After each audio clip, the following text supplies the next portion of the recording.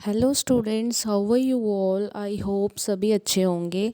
तो आज मैं आपके सामने सिलेबस एजुकेशन का क्लास 12th का शेयर कर रही हूँ। ओके, तो आज मैं आपको इम्पोर्टेंट चैप्टर क्लास 12th के एजुकेशन के सिलेबस के बताऊँगी, जो मैंने सबसे पहले ही ऊपर मेंशन कर दिया है कि ये सारे चैप्टर आपने अच्छे से पढ़ने हैं, जिसमें से ज़्यादा पेपर के क्वेश्चंस आते हैं। तो चैप्टर 1 आपको अच्छे से पढ़ना है, 2 पढ़ना है, फिर 5, 6, 10, 11, 12 एंड 13 इसको आपने अच्छे से करना है। इसमें से ज़्यादा पोर्शन आपने लर्न करना है, और जो बाकी चैप्टर्स हैं वो आप स्किप कर सकते हो। अगर इतने कम टाइम में किसी बच्चे ने अच्छे से तैयारी नहीं की है तो उसको ये क्वेश्चंस अच्छे से, ये चैप्टर के क्वेश्चन अच्छे से कर लेने चाहिए।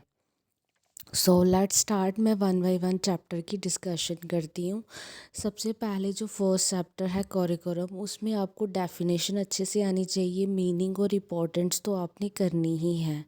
ओके, और टाइप्स ऑफ करिकुलम, हमेशा इसका एक टाइप आपको पूछा ही जाता है, चाहे वो डिफरेंस में पूछ ले, चाहे वो तीनों मेथड पूछे, चाहे एक पूछे।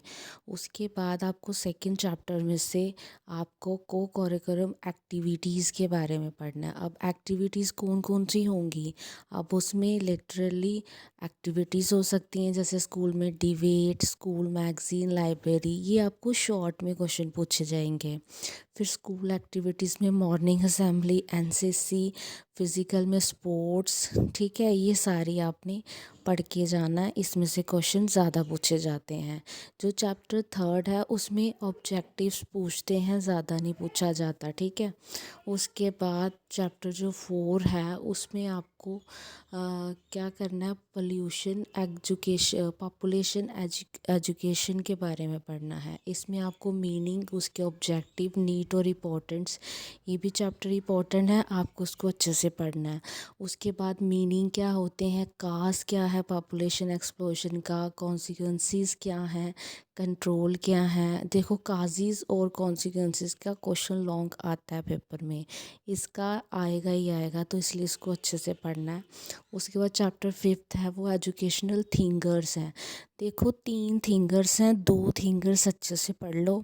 इसका अगर लॉन्ग क्वेश्चन आया तो एक के बारे में पूरा डिटेल में पूछा जाएगा, और ज़्यादातर इसके मेथड्स पूछे जाते हैं शॉर्ट में, या एम्स पूछी जाती हैं एजुकेशन की, और फिर उसका करिकुलम कैसा था, ये पूछा जाता है शॉर्ट में। अब जो स्टैटिस्टिक इन एजुकेशन है, इसमें कुछ बच्चों का मैथ्स अच्छा नहीं होता है, वो उन्होंने आर्ट्स रखा होता है, तो उनके लिए यही एडवाइस है कि आप डेफिनेशन पढ़ लो, मेथड्स पढ़ लो, ठीक है। फिर ये मीन डिविएशन, फिर कोरिलेशन क्या होता है, कंसेप्ट कोरिलेशन क्या होता है, इसका आपको सॉल्व करने का एक क्वेश्चन आता है लॉन्ग, लेकिन उसके साथ आपको चॉइस मिलती है कोई अनदर चैप्टर की।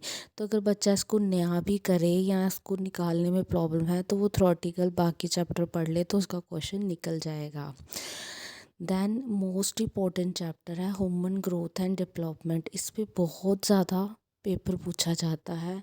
इसमें ग्रोथ और डेवलपमेंट का डिफरेंस अच्छे से कर लेना आपने, जो लॉन्ग में पूछा जाएगा। उसके बाद है प्रिंसिपल्स क्या होते हैं ग्रोथ और डेवलपमेंट में, कभी ये क्वेश्चन आपको देखने को मिल जाएगा।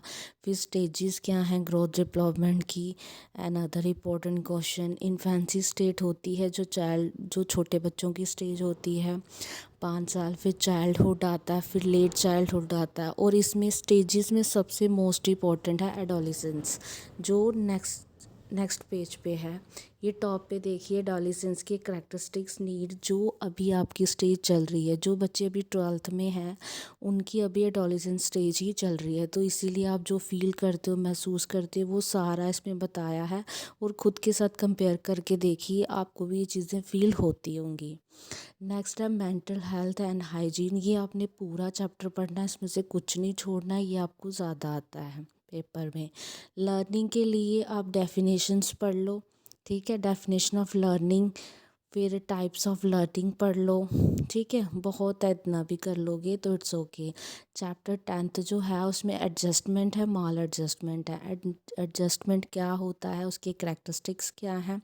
एडजस्टमेंट होता है कि जैसे कोई भी पर्सन किसी भी सिचुएशन में एडजस्ट कर रहा है, और माल एडजस्टमेंट जो नहीं कर पाता है, ठीक है। कौन कौन से काजेज़ होते हैं, सिम्टम्स होते हैं, ये आपने पढ़ना है, ठीक है। तो ये ऑल योर सिलेबस, और जिसमें जो इम्पोर्टेंट था वो मैंने आपसे डिस्कस कर दिया है। अब आपने जो मैंने मोस्ट इम्पॉर्टेंट चैप्टर बताए हैं उन पे थोड़ा ज़्यादा फोकस करना है, बाकी जो मैंने नहीं बताए वो आप स्किप भी कर सकते हो। इस थोड़े टाइम पे अगर बच्चे से पूरा सिलेबस नहीं हो रहा है तो अगर वो थोड़ा भी पढ़ेगा तो भी उसके लिए अच्छे मार्क्स लेके वो एक अच्छा स्कोर कर सकता है। तो प्लीज़ अगर आपको मेरी वीडियो अच्छी लगी तो प्लीज़ इसको लाइक कीजिए, सब्सक्राइब कीजिए और शेयर कीजिए, ताकि अगर आपकी हेल्प हुई है इस वीडियो को देख के, सुन के, तो बाकी बच्चों की भी हेल्प हो। मैं यही चाहती हूँ कि सारे बच्चे हेल्प लेके अच्छे मार्क्स लेके 11th क्लास में और 12th क्लास में पास हों। That's all, have a nice day. Please मेरी वीडियो को like and share and subscribe कर दीजिएगा मेरे चैनल को। Thank you.